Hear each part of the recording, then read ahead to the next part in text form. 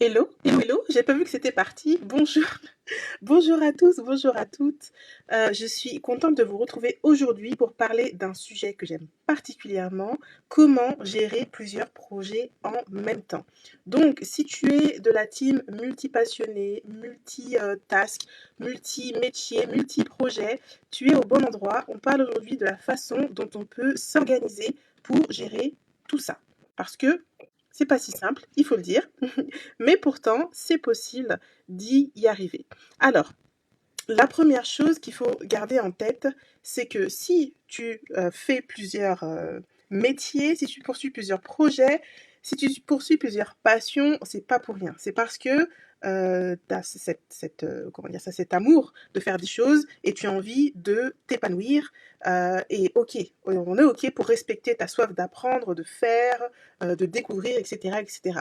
Mais en même temps, il faut faire attention à te préserver, à pas te mettre trop de charges, trop de choses à faire et éviter de partir en vrille, en pétard, en burn-out, parce que gérer plusieurs projets en même temps, ça demande voilà, de changer de casquette parfois plusieurs fois dans la journée, parfois plusieurs fois en très peu de temps. Et ben, l'idée, c'est pas que tu te mettes à péter un câble, mais bien au contraire que tu puisses, comment dire ça, t'épanouir dans ton activité multiple. Euh, Si tu ne t'épanouis pas, ça se ressentira. Et si tu es inconsistante, ça se sentira auprès de tes clients et dans ton organisation. Donc voilà de quoi on va parler aujourd'hui. Comment faire pour gérer plusieurs projets, plusieurs métiers, plusieurs passions en même temps quand tu es créative et multi-passionnée, multi-métier, multi-projet, multi-potentiel, multi tout ce que tu veux. Si tu ne me connais pas encore, je suis Olivia Lola Bienvenue, business coach et coach en créativité pour les femmes créatives et créatrices qui veulent vendre leur création, vivre de leur création, gérer un business rentable tout en ayant une vie équilibrée, une vie d'entrepreneur qui correspond à leur énergie naturelle, à leur rythme naturel. Quand tu gères plusieurs projets et que c'est pas clair pour toi, tu le vois tout de suite au résultat parce que tu n'avances pas. Ton chiffre d'affaires ne décolle pas. Tu passes d'un sujet à l'autre, tu passes d'une étape à l'autre, tu brasses en fait. Tu brasses beaucoup, tu es toujours occupé, mais il n'y a rien de consistant et tu n'as pas de résultat. Tu commences des tâches que tu ne finis pas, tu commences des tâches que tu repousses, tu ne commences pas certaines choses, tu te dis ce sera demain et demain tu repousses et demain tu repousses, etc. etc. Tu procrastines. Tu en arrives même à avoir des clients qui te relancent, mais où est mon devis, madame? Et je comprends pas, je vais demander des renseignements, il n'y a pas de réponse, etc. Si tu en arrives là, c'est qu'il y a un trop plein, c'est que tu en fais trop. Et la pire des choses que tu puisses faire par rapport à ton client, c'est d'être silencieuse. Et quand tu es comme ça silencieuse, souvent c'est pas par choix, c'est pas parce que tu veux pas servir tes clients, c'est parce que tu es bloqué, parce que tu ne sais pas où tu en es. Très souvent, la procrastination, pardon, ça vient de là, du manque de clarté et rien d'autre. Et ce manque de clarté, ça a aussi un impact sur ton estime personnelle. Parce que tu vois que tu n'avances pas, tu vois que tu veux faire des choses mais tu ne les fais pas, et tu as l'impression de ne pas y arriver. Tu te dis que tu n'es pas capable, que c'est pas fait pour toi, etc. Tu te mets à douter de tes capacités.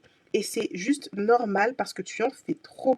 Donc le fait de procrastiner, ça ne veut pas dire que tu n'es pas capable, ça ne veut pas dire que tu n'es pas motivé, ça ne veut pas dire que tu es fainéante, c'est simplement que tu en mets trop sur ton plateau et que tu manques de clarté. Salut à ceux qui nous rejoignent sur Instagram. Comme j'ai mon téléphone dans un truc pour le tenir, je vois pas bien les noms. Créalissa et Karine et les créations, je vois pas tout le reste, mais salut à tous, salut à toutes celles qui nous rejoignent.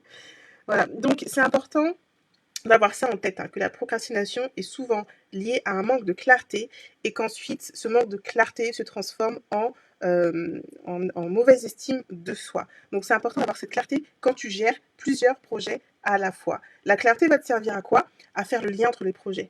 Parce que c'est fort possible que tes projets aient aucun rapport, de prime abord, ils n'ont aucun rapport l'un avec l'autre.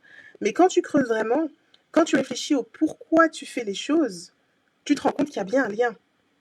Quand tu réfléchis à ton intention, qu'est-ce que tu veux réaliser grâce à ces différents projets, tu te rends compte qu'il y a un lien. De prime abord, faire des gâteaux et faire du coaching pour femmes entrepreneurs, ça n'a aucun rapport. Mais quand tu sais que je fais des gâteaux décorés, cake design personnalisés, que je fais de mes mains, que c'est du travail artisanal avec des ingrédients locaux et que je fais du coaching pour les femmes créatives qui créent des choses de leurs mains et qui vendent elles-mêmes des choses qu'elles créent de leurs mains, tu vois tout de suite le lien. Mais de prime abord, quand tu parles de pâtisserie et de coaching, de prime abord, ça n'a rien à voir. Mais il y a bien pourtant un lien entre les deux. Donc c'est important si tu as plusieurs projets, plusieurs passions que tu veux mettre ensemble au sein d'un même business ou avoir deux business séparés, que tu aies le lien, que tu aies un lien motivationnel, que tu aies cette intention qui te motive derrière, que tu saches clairement pourquoi tu fais les choses. Ça, c'est l'ingrédient numéro 1. L'ingrédient numéro 2, c'est prioriser. Prioriser, prioriser, prioriser. Tu peux gérer plusieurs projets à la fois, mais il faut que tu aies un projet principal. Quel est ton projet numéro 1? Fais un choix. Et là encore avec le pourquoi. Pourquoi est-ce que c'est ce projet qui est ton numéro 1? Qu'est-ce qui fait que c'est le projet numéro 1? Est-ce que c'est parce que c'est celui qui te tient le plus à cœur? Est-ce que c'est parce que c'est celui qui prend plus de temps? Est-ce que c'est parce que c'est celui qui génère le plus de profit? Quelle que soit ta raison, il te faut un projet numéro 1 pour que tu puisses, ça va aider ta clarté et que tu puisses prendre des décisions quand à un moment tu as beaucoup de choses à faire par rapport à tes différents projets. Ton projet numéro 1, c'est là où tu passeras la majorité de ton temps et c'est le projet qui aura une place prépondérante. C'est-à-dire que si tu as plusieurs choses à faire, que tu as un choix à faire, c'est l'activité numéro 1 qui prendra le dessus. Alors souvent on entend la règle du 20-80.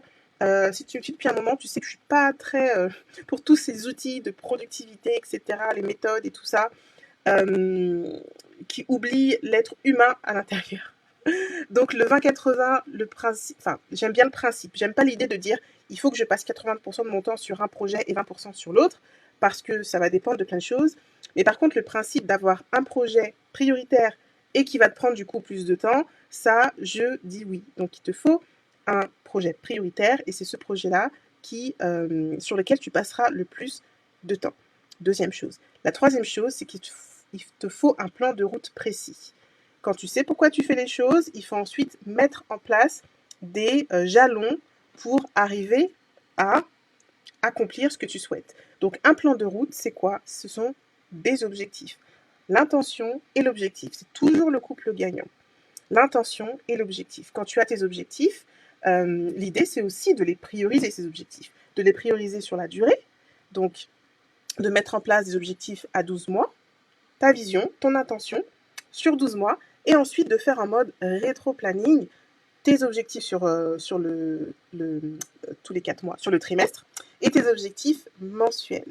Et cela te permettra d'avoir un plan de route, un plan d'attaque pour savoir précisément ce que tu dois faire pour accomplir ce que tu souhaites. C'est important que tu aies ces 3 éléments quand tu gères plusieurs projets. Sinon, le risque, c'est que tu sois submergé et que finalement aucun de tes projets aboutisse. Donc la première chose, de la clarté. Réfléchis, prends le temps de te poser, de réfléchir pourquoi tu fais les choses, quelle est ton intention, qu'est-ce que tu veux accomplir avec ça, qu'est-ce que ça t'apporte avant tout, et qu'est-ce que ça apporte aux autres ensuite. La deuxième chose, c'est que tu priorises. Quel est ton projet principal? Quel est celui sur lequel tu veux mettre le plus ton focus? Et la troisième chose, fais un plan de route précis. Donc là encore, prends le temps de te poser, de réfléchir à tes objectifs, de la façon dont ton intention va se traduire et prends le temps d'écrire ces objectifs. Le fait d'écrire, c'est comme avoir un contrat avec toi-même. Donc prends le temps d'écrire ces objectifs. Donc plusieurs projets, je ne peux que dire oui, mais attention à ne pas te perdre dans tous ces projets.